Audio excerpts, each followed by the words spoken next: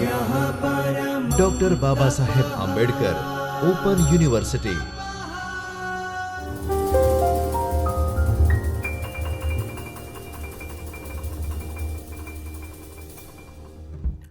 नमस्कार विद्यार्थी मित्रों, doctor Baba Saheb Ambedkar open university Ahmedabad के चैतन्य स्टूडियो से खान सर के साथ मैं डॉक्टर आशीष कुमार सिंह, सहायक प्राध्यापक हिंदी, आप सभी का एक बार पुनः हार्दिक स्वागत करता हूं। बाबा साहेब आंबेडकर ओपन यूनिवर्सिटी के प्रिय छात्र छात्राओं, इस इकाई में मैं प्रस्तुत हुआ हूं भाग 2 लेकर मधु काकरिया जी द्वारा लिखा हुआ डायरी बंजारा मन और बंदिशें। प्रथम इकाई में इससे पहले जो 14 दिसंबर को बाबा साहेब आंबेडकर ओपन यूनिवर्सिटी के वेबसाइट पे अपलोड कर दिया गया है वीडियो, आप इसके प्रथम भाग के वीडियो को 14 दिसंबर को अपलोड है, वहाँ पे आप इसको सर्च करके देख सकते हैं। और उस इकाई में हमने उद्देश्य की बातें की थी, प्रस्तावना की बातें की थी और उसके साथ साथ लेखिका जी के जीवन परिचय से संबंधित व्यक्तित्व और कृतित्व परिचय पर बातचीत की थी। अब इस इकाई में हम बात करेंगे बंजारा मन और बंदिशें, इसके मूल पाठ पर और इसका विश्लेषणात्मक अध्ययन करेंगे। इसका विश्लेषण किया जाएगा मूल पाठ के आधार पर और डायरी लेखन की जो विधा है उसके अंतर्गत कि ये कहाँ तक ठीक है, उचित है या नहीं। विद्यार्थी मित्रों, पहले तो ये जान लीजिए कि बंजारा मन और डायरी क्या है। डायरी से तो आप परिचित हो चुके हैं। डायरी एक आधुनिक गद्य विधा के अंतर्गत एक विधा है जो रिपोर्टाज, संस्मरण, रेखा चित्र की ही तरह डायरी विधा भी विधा है। जैसे एक डायरी में भी एक विधा है जेल डायरी। जो लोग जेल में बंद रहे हैं और उस दौरान जो उन्होंने डायरियाँ लिखी हैं वो भी बहुत ऐतिहासिक डायरियाँ रही हैं, उनको हम जेल डायरी के नाम से अध्ययन करते हैं। फिलहाल हम यहाँ डायरी की बात करते हैं जो कोई भी लिख सकता है, घर बैठे जिसको भी इच्छा हुई।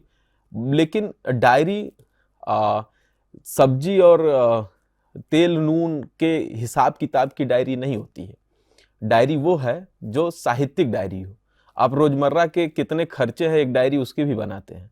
मैं यहाँ उस डायरी की बात नहीं कर रहा हूँ जिसमें आप रोज कितने का दूध आया, कितने का सब्जी आई और तमाम तरह की चीज़ों का उल्लेख करते हैं, उसका मैं यहाँ बात नहीं कर रहा हूँ। मैं उस डायरी की बात कर रहा हूँ जो विधिवत डायरी लिखी जाती है और जिसमें कलात्मकता भी होती है।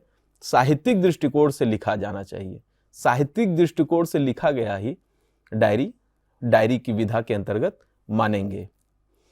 तो मित्रों, बंजारा मन एक ऐसा मन है जो बंधा हुआ नहीं है। आज यहाँ है, कल कहीं और है। बंजारे जीवन के ऊपर इस मन को लिया गया है। जैसे बंजारे हैं, उनके जीवन की कोई विधिवत व्यवस्थित मकान नुमा शैली नहीं है। जीवन शैली वो आज यहाँ है, कल कहीं और है, फिर अपना टेंट उठाए और परसों कहीं और है। तो उसी तरह से ये हमारा मन है जो चंचल है, कभी यहाँ है कभी वहाँ है। तो इसीलिए शीर्षक का नाम बंजारा मन के नाम से है, बंजारा मन और बंदिशें। इस बंजारे मन को किस तरह से बांधा जाए, किस तरह से एक जगह स्थिर किया जाए, उसका शीर्षक है बंजारा मन और बंदिशें। मित्रों, आइए इसके मूल जो पाठ है उस पर बातचीत करते हैं। सिगमंड फ्रॉइड जो हैं वो एक ऐसे व्यक्ति हैं, सिडनी में रह रहे हैं, ऐसे व्यक्ति हैं जिनकी आंखें बचपन से ही चली गई हैं और 52 वर्ष के उम्र में उनको वो आंखें मिलती हैं कार्निया ट्रांसप्लांट के माध्यम से। उनके कार्निया का प्रत्यारोपण किया जाता है जिसके माध्यम से उनको आंखें मिलती हैं। अब आंख मिलने के बाद वो मात्र 2 साल तक ही जीवित है और उससे पहले वो 52 साल तक जीवित रहे। लगभग 35-40 साल वो अपने जीवन का बिना आंख के ही अच्छे से जी लिए। लेकिन ऐसा क्या हुआ कि जब उनको उनके 52वें साल पर कार्निया प्रत्यारोपण के माध्यम से आंखें मिलती हैं तो वो बेचारे केवल 2 साल ही जीवित रह पाते हैं। जिस संसार को देखने के लिए इंसान ललायित रहता है, उस संसार को खुली आंखों को से देखने के बाद जो पात्र है वह पात्र मात्र 2 साल में ही गुजर जाते हैं। इसी बात को लेखिका मधु काकरिया जी ने अपने शब्दों में साहित्यिक सुंदर शब्दों से पिरोया है। बंजारा, मन और बंदिशें।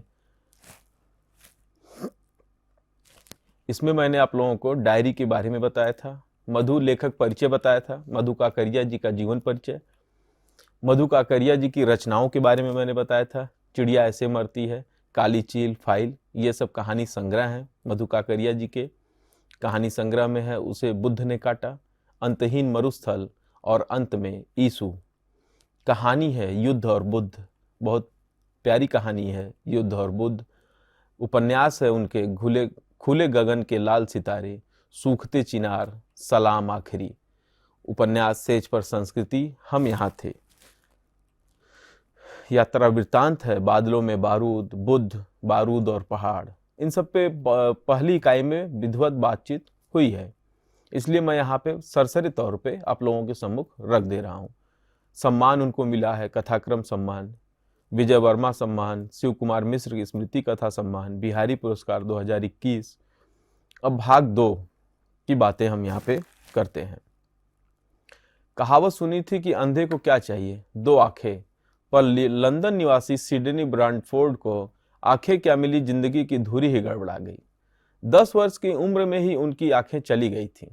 52 वर्ष की उम्र में वैज्ञानिक तकनीक से कार्निया प्रत्यारोपण करके उन्हें आंखें वापस मिली, लेकिन आंखें उनके लिए आफत साबित हुई। बंद आंखों के स्पर्श से जिस दुनिया के वे आदी थे, उसी खुली आंखों से वे समझ ही नहीं पाए। तालमेल इतना गड़बड़ाया कि उन्हें डिप्रेशन हो गया, यानी अवसाद में आ गए, और आंख मिलने के महज 2 साल बाद ही उनकी मृत्यु हो गई।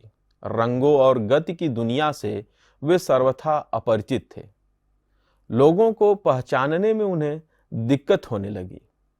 खुली आंखों और बंद आंखों के अब तक के अर्जित अनुभवों में तालमेल बिठाना मुश्किल हो गया। आंख मिलने पर जब पहली बार सर्जन ने उनसे कहा, क्या आप मेरा चेहरा देख सकते हैं, तो उन्होंने जाना कि चेहरा ऐसा होता है।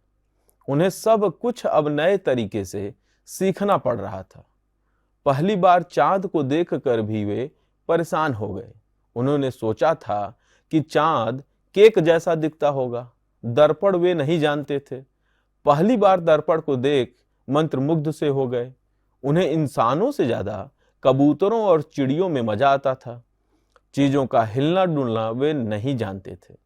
ट्रैफिक उनके लिए जानलेवा साबित हुई। ट्रैफिक देख वे इस कदर डरे कि खुली आंखों के बावजूद रोड क्रॉस नहीं कर पाते थे, जबकि बंद आंखों वे आराम से रास्ता पार कर लेते थे। वे आवाजों की दुनिया से ही परिचित थे। गहराई का उन्हें बिल्कुल भी अंदाजा नहीं था। खिड़की से नीचे झांकते तो उनकी इच्छा अजीब सी हो जाती।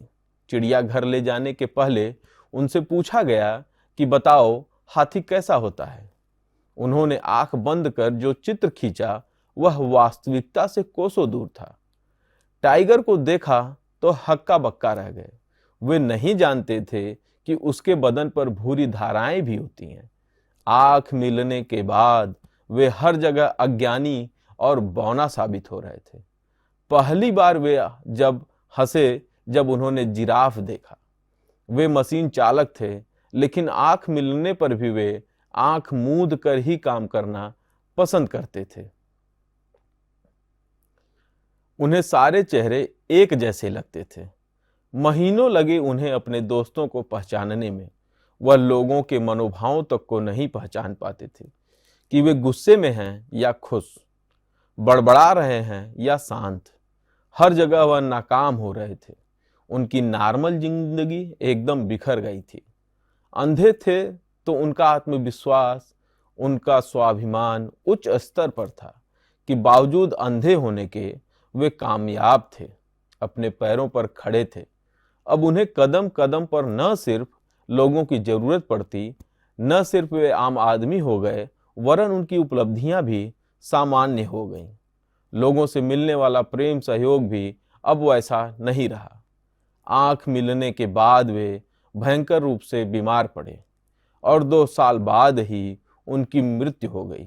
जिंदगी के सच कितने उलझे हुए होते हैं। सिडनी ब्रैडफोर्ड को आंख नहीं, दर्द के मोती मिले। उन्हें पढ़ते पढ़ते जाने क्यों मुझे आदिवासी पंचम मुंडा की याद आने लगी। उन्होंने भी एक दिन बहुत हड़बड़ाहट के साथ कहा था, हम जंगल संस्कृति के लोग हैं, हमें नदी सभ्यता में रहना नहीं आता है। हमें अपने जल, जंगल, जमीन, जानवरों, अपने लोक विश्वासों, अपने गीतों, नदियां, रीति रिवाजों और पहाड़ों के साथ रहने दीजिए। उनके लिए भी आज का विकास विकास नहीं, दर्द है। मनुष्य विरोधी यह विकास सिर्फ मुट्ठी भर लोगों को ही सुकून दे रहा है। विकास का पैटर्न क्या ऐसा नहीं होना चाहिए जिसमें सब समा जाएं, जो अस्तित्व और अस्मिता दोनों को साथ निभाए? यह उनका मूल पाठ है, मूल पाठ का अंश है, जिसका उनके डायरी लेखन की विशेषताओं के आधार पर मूल्यांकन किया जाए तो बंजारा मन और बंदिशें डायरी में मधु काकरिया जी ने अपने जीवन के अनुभव, अपने वाचन के अनुभव, उनके द्वारा देखी गई फिल्मों आदि के बारे में लेखन किया है। प्रस्तुत अभ्यास में 7 दिन की डायरी का समावेश किया गया है। डायरी लेखन की प्रमुख विशेषता यह है कि डायरी लेखन की शुरुआत में तारीख, महीना और साल का स्पष्ट उल्लेख होना चाहिए।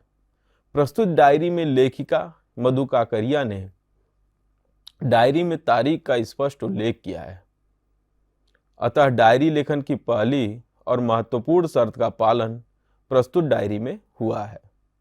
बंजारा मन और बंदिशें डायरी के संक्षिप्त अंश पढ़ने के बाद अगर हम इसका डायरी लेखन के हिसाब से मूल्यांकन करें तो यह एक साहित्यिक लेखिका के द्वारा, प्रसिद्ध साहित्यिक लेखिका के द्वारा लिखा हुआ डायरी लेखन है। इस दृष्टिकोण से यह उचित ही है हिंदी साहित्य के लिए, क्योंकि यह कोई आम व्यक्ति के द्वारा लिखा गया डायरी लेखन नहीं है। इस दृष्टिकोण से तो यह साहित्यिक डायरी मानी जाती है और यह स्थापित डायरी लेखन है। और भाषा शैली के हिसाब से अगर बात करें तो इसमें भाषा शैली का भी प्रयोग हुआ है। भाषा शैली का जो व्यंग है वो व्यंग भी आया है। जैसे पर्यावरण की बात चल रही है अगर डायरी लेखन में, तो वो पर्यावरण के जो कुछ व्यंग हैं वो आए हैं। अगर पर्यावरण से इतर सामाजिक बात चल रही है, समाज का है, दैनंदिनी जो प्रत्येक दिन की दिनचर्या है उसका भी उल्लेख किया गया है, तो उसमें भी भाषा का विशेष ध्यान रखा गया है। भाषा के विशेष ध्यान को रखते हुए यह लिखा गया है। और इसमें जो पात्र हैं, सिडनी में रह रहे हैं, उनकी जो व्यवहारिक दिक्कतें हैं, व्यवहारिक दिक्कत क्या है कि आंख मिलने के बाद वह चल नहीं पा रहे हैं। वो चल रहे हैं तो वो जो ट्रैफिक का शोरगुल है वह शोरगुल सुन के व्यथित हो जा रहे हैं, दुखी हो जा रहे हैं, क्योंकि उनको पहले सुनाई देता था तो वो उसी जीवन में अभ्यस्त थे। अब दिखाई भी दे रहा है, सुनाई के साथ साथ दिखाई दे रहा है, और दिखाई दे रहा है तो वो उनके जीवन की एक समस्या बन जा रहा है, क्योंकि इतनी भीड़ में उनको अभ्यास नहीं है। बंद आंखों से तो वो क्रॉस कर लेते थे वो जो रास्ता है जो ट्रैफिक का, लेकिन खुली आंखों से उस रास्ते को नहीं पार कर पा रहे हैं। एक भीतर डर समा गया है कि इस डर के रहते हुए वो रास्ता कैसे पार करें। तो और भाषा शैली भी इसकी अच्छी है, उत्कृष्ट है, और लेखन भी बहुत अच्छा है। आप विद्यार्थी मित्रों को इसको अवश्य पढ़ना चाहिए।